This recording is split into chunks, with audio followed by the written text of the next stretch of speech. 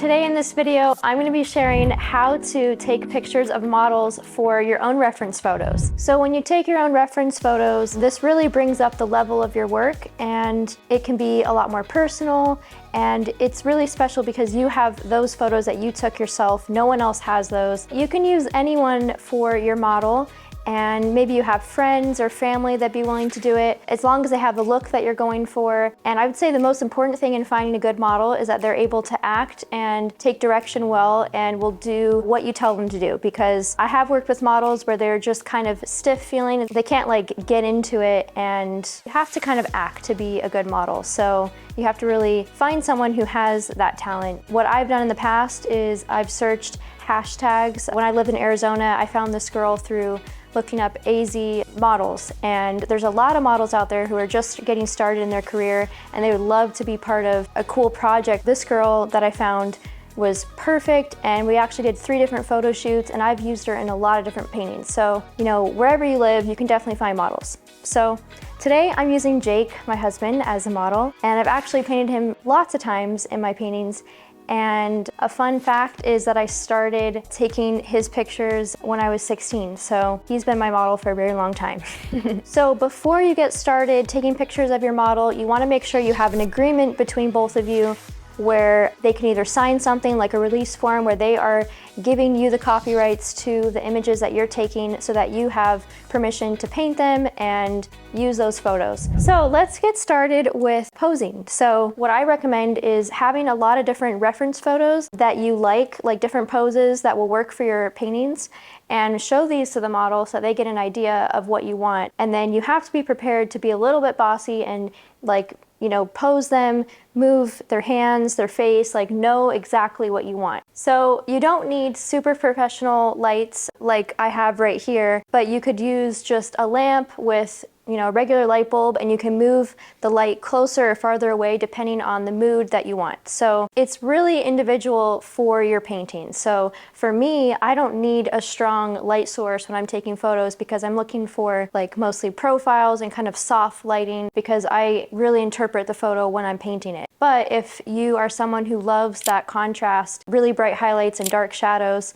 it really depends on your style. Then you can take photos in that style too, and you can turn off the lights and then have a really bright light shining on your model. You can also experiment and try different lighting. There's also light bulbs that have different colors, and you can change the color, and that produces really cool photos. So there's a lot of different options. So if you're working with just regular simple light bulb and you don't have any other lighting options, you can use different backgrounds to either reflect the light or absorb the light. So if you have a light a white background, if you use your easel, for example, or a blank canvas, then that's going to kind of reflect more light towards your model. So you can play around with that. You could also use a mirror, something shiny to reflect light. You can there's these glass prisms that you can hold up to your camera and get really cool effects that way. So there's so much you can play with. All right, so I'm just using my phone camera, and try holding your camera at different angles. So if you go from up top, the head will be bigger and their body will be smaller. So if you're going right at eye level, then everything's gonna be a little bit more proportionate. You're gonna go like this. And so with my paintings, I do a lot of profiles, and Jake has a very good, strong profile. So that's one of the reasons why I married him. I'm just kidding. But he makes a perfect subject for me. So I'm just getting lots of different angles. Thank you, Jake. You can turn your head different ways. Maybe put your hand up and do something like holding your chin, or move it slightly under. Yeah, like that. Hold your neck. You just gotta, really tell your model what you want and take several hundred photos. I know that sounds crazy, but the more you take, the more options you'll have. And sometimes it's just the slightest little thing that'll make another photo better than the last. Anytime I'm doing a photo shoot, I take tons of photos because I'll just have more to work with. All right, let's do a free flow. Since you're a confident model, just move around. I'm just gonna take lots of photos.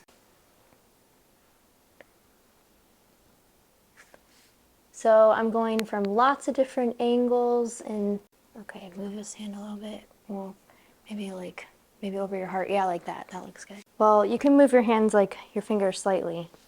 Whatever feels natural. You just put your hand like this, not like that. But okay, now tip your head towards me.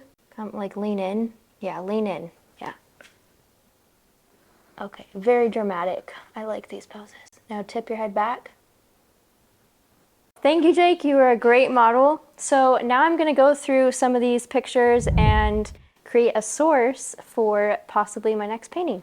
Okay, so here's all the photos I took. And, you know, I didn't take hundreds, but I got a good amount. And I can already see just from the beginning of these photos, Jake was a little bit more stiff and unsure. And then as the photo shoot went on, he really got into modeling, and towards the end, we had some really good photos. So that always happens in the beginning, and you just want to take, like I said, lots of different photos so that you have so much to work with. And even though a lot of them are similar, you know, just delete the ones that don't work. When they're on your phone, you can just heart them, and that makes it easy so you know which ones are good. So I'm just going to heart the ones that I like. This one is good because I can see both his arms clearly, and on like this one, it's cut off. So this one, his mouth is a little bit funny.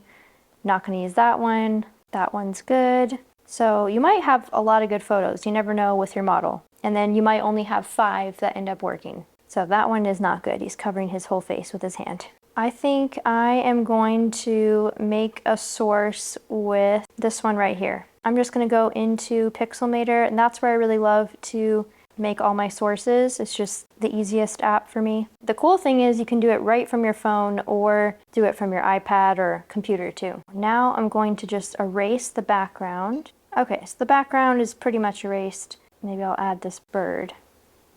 Okay, I'm just gonna take this painting or abstract here and use this as an overlay. So you can turn down the opacity and make it really transparent. So I also love using Pinterest just to find different, you know, photos for my sources. And I have this whole board full of just lots of different beautiful nature scenes. And I want to do something with a wave. So I'm going to overlay this wave.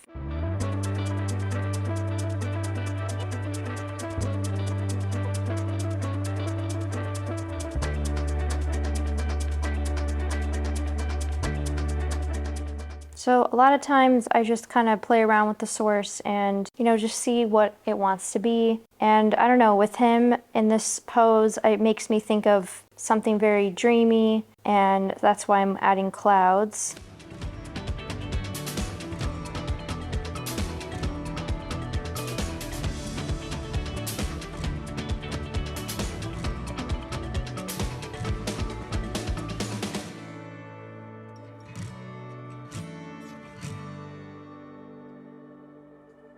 Okay, so I'm pretty happy with the source, and who knows, maybe I'll paint it, maybe I won't, but I am happy with this whole photo shoot, and I have a lot of good pictures to work from. So I hope that this was inspiring for you all, and you can go put this into practice and start taking photos for your own references. And it's a really rewarding process to see from the very beginning you taking the photo yourself and then seeing it translate into a painting. It feels really good. Thank you for watching, and I'm really excited to see how you incorporate this into your own art.